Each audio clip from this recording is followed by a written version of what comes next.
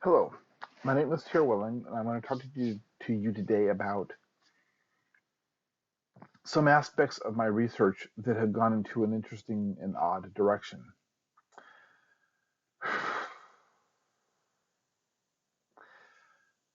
The concept of Odysseus and the Odyssey has plays out in some very interesting and unique ways.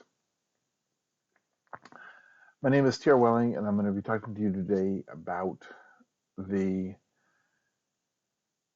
odd and interesting aspects that created Rome in the first place, as well as created the foundation structure for, in other words, in other aspects of the concept, Freemasonry.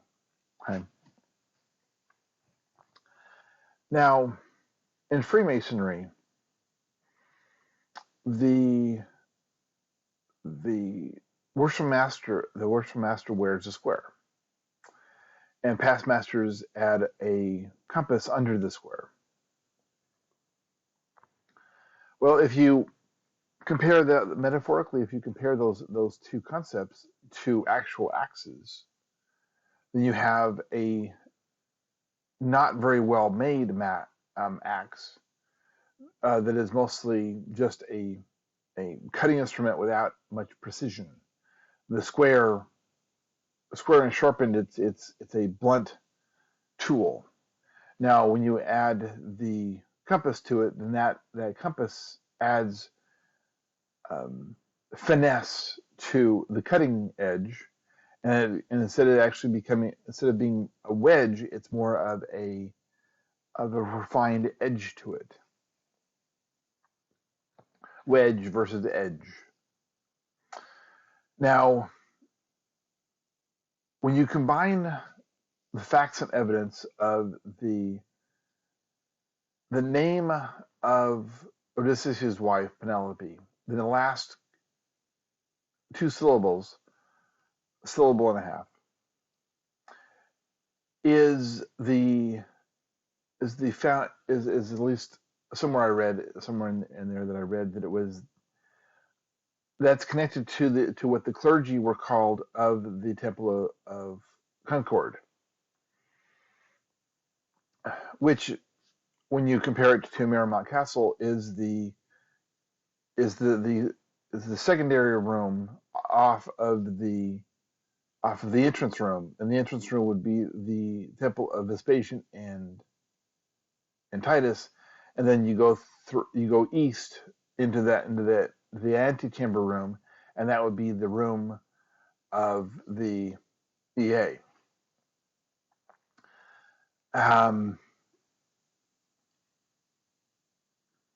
French culture was highly influenced from the Romance languages and the conquest of the Roman Empire. In fact, Gaul and Rome fought multitude of times before the area of Gaul, that the area of the current day France, was part of the Roman Empire for several hundred years before the collapse. So that there's a lot of Roman influence in the city of Paris, although the city was in existence long before and would have existed long after the Roman Empire went the way of the dodo. The city of Paris has been the city of light, a light shining beacon, ever since, until there's been a few times when it's been taken over by very nasty people and be sacrificed, and had to keep itself whole until the bad people went away. The functionality and structure of the Odysseus and the Odyssey is that if you take the stories of the Iliad and the Odyssey, the Iliad is clearly the name of the city itself. The Troy is is an insult. It means Troy is whatever language they use. That's their word for Jew. They use the word Jew, and we use the word Jew. They use the word Trojan. We use the word Jew.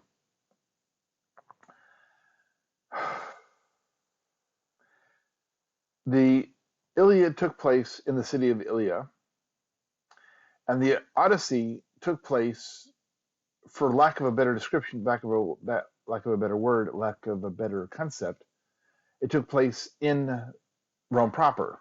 At least the where the battles with the sea, the battles on the water, the battles in with the Aten and such have to do with Odysseus trying to attack the city of pillars that Nero would take care of several more than 1,000 years later.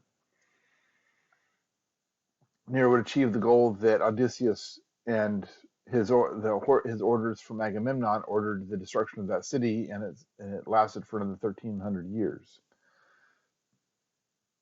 placing the Trojan War approximately 1330 BC, with that then in the association with Moses being the person who removed the Jews from Egypt and destroyed the Pharaoh, and his adopted father was then able to assume the role of Pharaoh.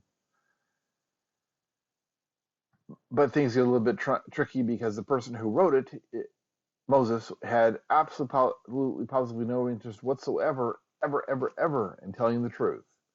And for his inappropriate behavior, he was severely punished on multiple occasions for his treachery and his inappropriate behaviors.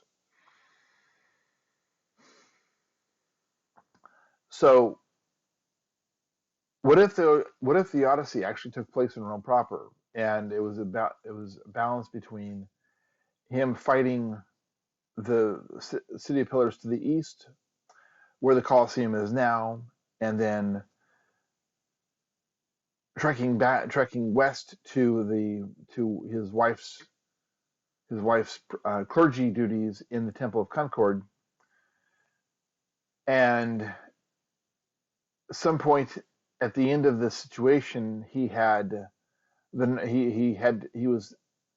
was demanded to perform the bow test, and the bow test that he was ordered to perform, he passed.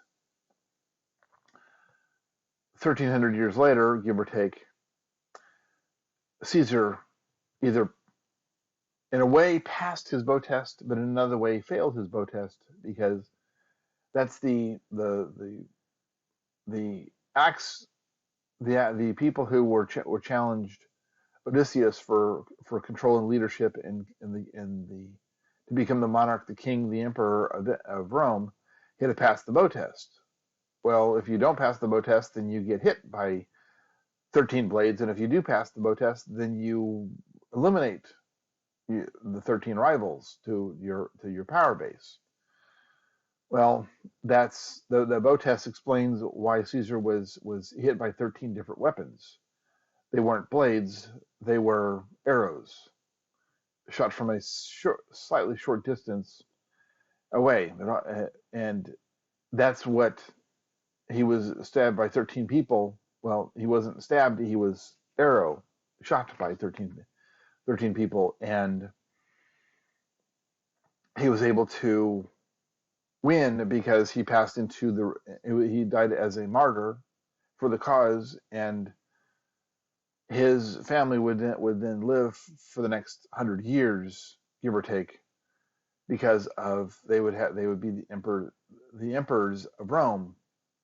So he failed, but he succeeded because he then turning himself into a 1A victim, he 1A memento mori, and then all the people, and then he became a martyr 1B, having the emotional response to a person being killed, being assassinated, being executed as a traitor to the state.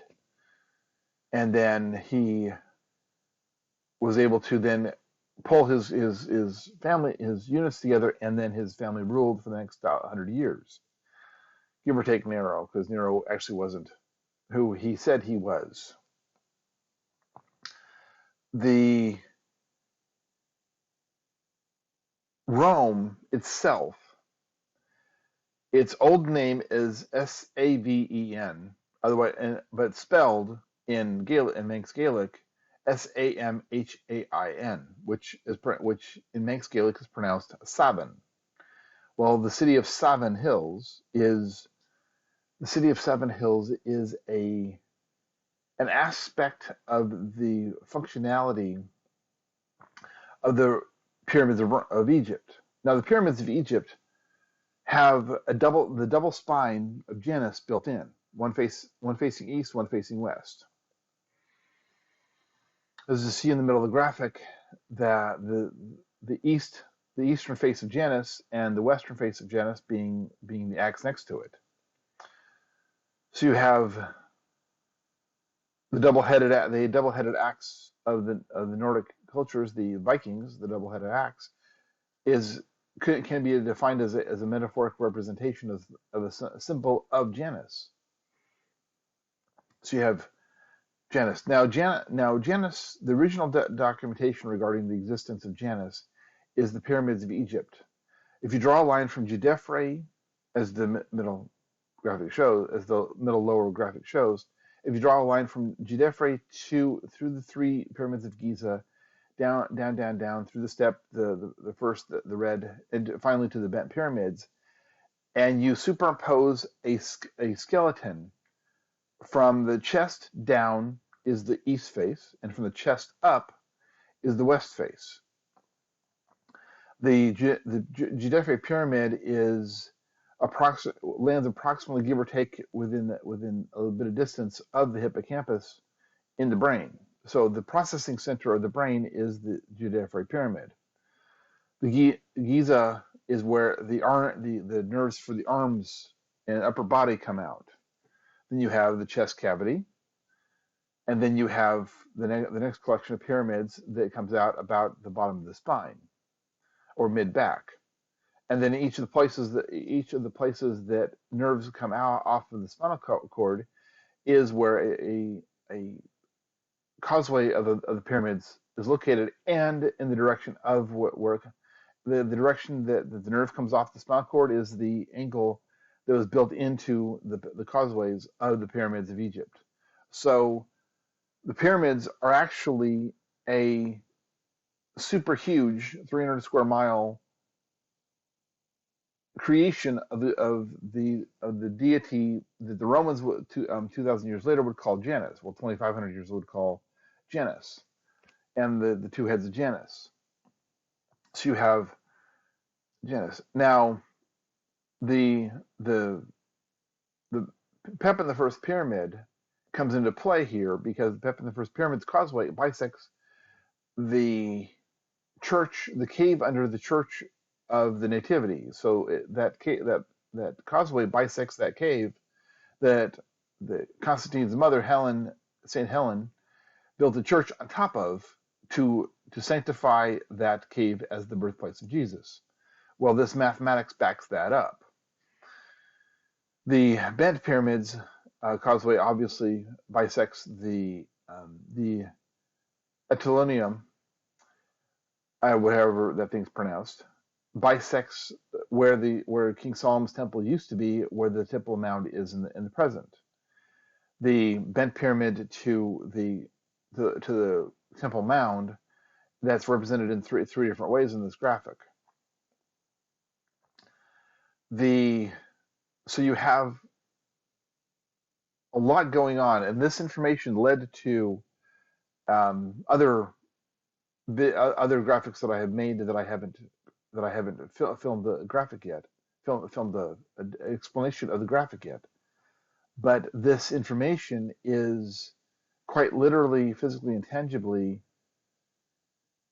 taken from both documentation and buildings, and it gives a better, more statistically accurate, more variables are lined up and cannot be proven wrong. You have a totally different story if you examine the same evidence from just a slightly different point of view and collect all that evidence into a string, as in if it's connected to each other, then that string will tell you a different story than examining the individual parts by themselves in total isolation. Thank you very much. Again, my name is T.R. Welling, and please subscribe to my channel and like this video. Much more to come, much more. The videos that I have yet to make take this story and blow it and create Freemasonry can be evolved from this specific situation, as well as a very interesting collection of artwork from the 1440s through 90s. There's a very interesting story collection of information regarding this exact subject in these exact places.